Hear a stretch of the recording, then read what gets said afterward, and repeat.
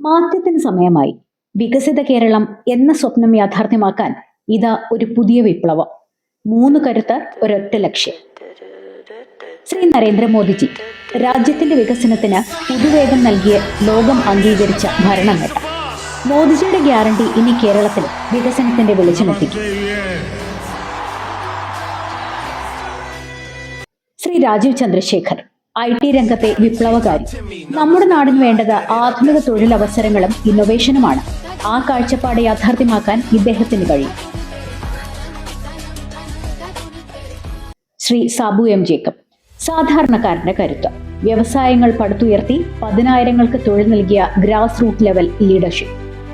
മികച്ച ആരോഗ്യം, ശക്തമായ സമ്പദ് വ്യവസ്ഥ, എല്ലാവർക്കും ജോലി. വികസിത കേരളത്തിനായി ഈ കൈകോർക്കൽ. നമുക്ക് മുന്നേറാം.